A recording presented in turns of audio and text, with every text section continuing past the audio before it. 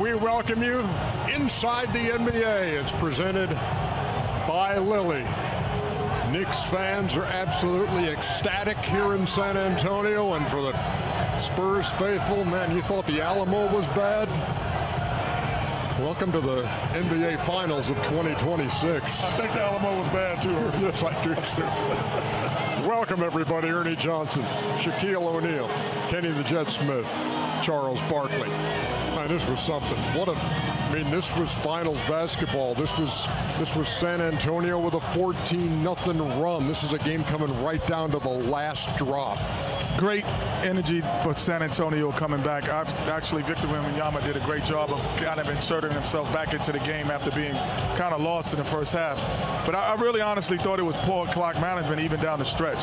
One, when you get that rebound, when Wembanyama throws it away, bad management. Secondly, 7.5 seconds, you have to give yourself an opportunity to get a tip in, yes, or a foul, so then they have to come back down and make 2 free throws, and then you have another shot at tying the game. So the poor clock management with 7.5, you're supposed to shoot that ball with about 4 seconds to go, 5 seconds to go right away, get into the shot, miss or make. Now we have an opportunity to keep going. So I thought that was it. Chuck, what's got your attention, man? That's incredible, man. That New York people, they crowd. Yeah, that's incredible, man. Yeah, that is incredible. We're not in New York, Ernie. That's incredible. I know. The tickets are less expensive here. It's easier to travel, get a hotel room. Well, the good thing about it, tickets expensive. We're only going to need tickets for 2 more games. Oh, my gosh. Yeah, San Antonio definitely had chances to win the game, but I think, Wembanyama said at halftime, I thought he should have played the first half with more energy.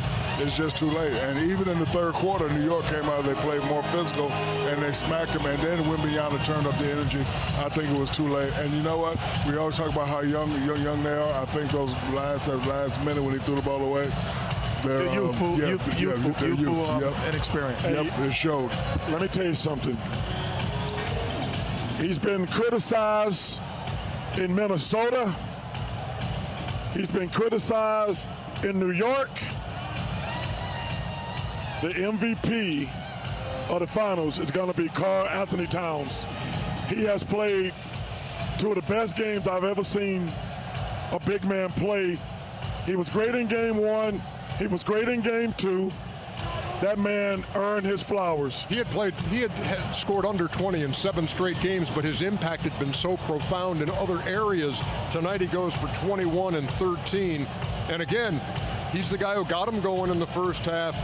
And it's an amazing run to see a team win 13 games in a row in the postseason. Only Golden State has had a longer streak. That was 15 in a row in 2017. What I'm saying about from Karl. What is this? What is this? The big bodega? This is for Chuck. Yes. I got Ricola necklace on. Anytime you want to grab a Ricola, just to help yourself. Hey, we cannot hear what you're saying. Yes, Chuck. I'm going to say this. My man David Dennis from ESPN, we were talking. I'm not saying this is the greatest team ever. I'm going to make that clear. If they win these next 2 games, this is one of the greatest runs in playoff history. I can live with that. Yeah. I mean, it's one of the greatest runs. I mean, you got to give them their props.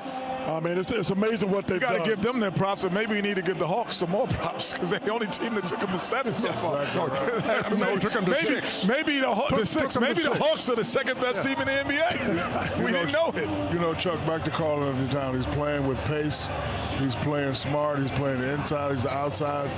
He's controlling the offense with the pass sometime. And listen, he is just playing unbelievable basketball right now, and I agree with you. If at the end of the day, he would definitely be the most valuable player. But you know what he's doing, Shaq, more than anything? When as a great player, you're supposed to win your matchup. Yes. As a great player. And that's the point I was trying to make at halftime. You got to play with more energy. Yes. I understand that. But when you're he is winning the matchup. When you're a great player, there's not a single person in the world thought he would be outplaying Victor. He has outplayed Victor in both games, Ernie. That's what authority on that word. Can you leave the arena? Never. First thing I want to ask you, Mikal, have you heard the Garden this loud as it is here in San Antonio with all those Knicks fans right down there still partying with you? It's loud, man. It's real loud. Happy we have them, man. They bring so much energy, and we need them. You know, Mikal, you had a stretch where you became super offensively aggressive. It was something that was happening in the game that you identified, or that the ball was just kind of finding you? Yeah, my teammates, man. My teammates, coaches kept just giving rest. We got 2 days. Take a break, get ready, do whatever you got to get ready for this next game, but keep going out there and don't stop. We got nothing but the offseason, man. Keep pushing, leave everything on that court. Hey, Mikal, first of all, you were the MVP tonight. You were fabulous. Listen, the last 2 games, Big Cat. Has you seen him? I mean, you got to give him his flowers, man. Is that the best you ever seen him play 2 games in a row? I mean, I know I'm living in the moment, but just say something about him the last 2 games. He's been great, man. He's been great. But just show when winning time happens in these big games, who you going to be. And he shows us what he's going to be. He's going to be a dog. He's going to play hard on both ends. You know what I'm saying? It's a lot of energy to be on both ends, being up to touch, being in offense in the coverage, doing all that. So shout out to Cat, man. He's working his ass off, and I'm proud of him. You know, again, you guys were kind of spread the wealth in terms of who was scoring and who wasn't.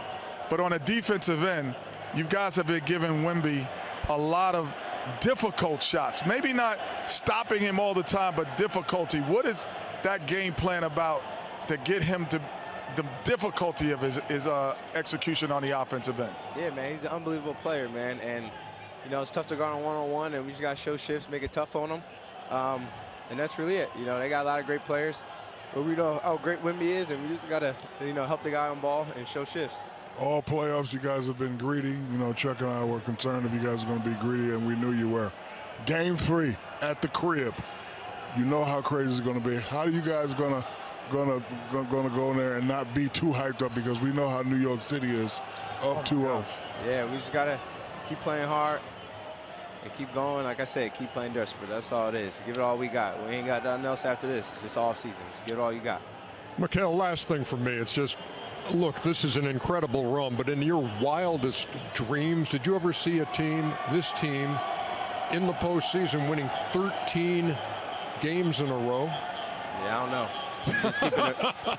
So us is just 1-0. We just keep 1-0 now, 0-0. So I don't understand none of that 13-0.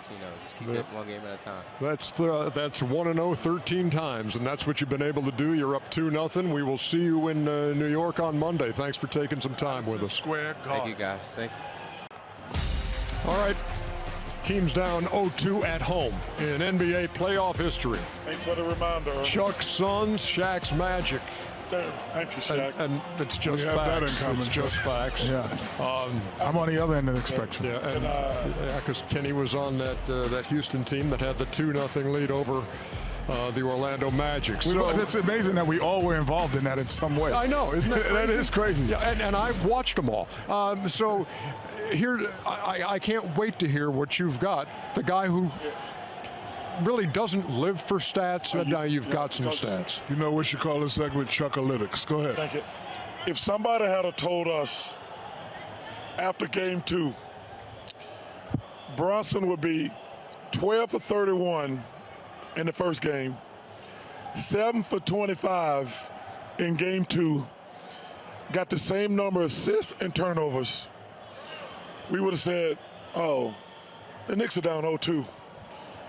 And he got 56 points. They got 50 points on 56 shots. But if somebody said that this kid's going to be 19 for 56, we're like, the Knicks are going to lose. And like I say, same number of turnovers as assists. Yeah. That's why stats can be very deceptive. But, man, these guys, they are a complete team. Cat has been amazing. OG has done his thing. Shamit has done his thing. This team reminds me of the Detroit Pistons. That beat Shaq team? Yes. Had a bunch of really, really good players. Played as a team led by Chauncey and Rip Hamilton. And those guys. Rasheed Wallace, Ben Wallace. Like, just a bunch of really, really good players. Like, it's beautiful to watch. Yeah, and you can get carried away talking about the contributions offensively that are spread around on this team with Brunson not having a lights-out series. But, man, their defense. Yeah. Their defense is something to behold, and they hold San Antonio to 104 tonight, 95 in Game 1. They're holding teams to right around 100 in this postseason, and they are rolling. I'm still very blurry, and that's the whole problem. You know, I need to have more poise, more control over the game. I'm not going to go through the whole possessions, but that's the general image. In terms of being blurry, you said things were blurry. Was that just the last 3 possessions, or was that sort of the issue all night? I would say the last 3 possessions. I think we need to put ourselves in better conditions. We're digging ourselves a hole. That's been the theme so far.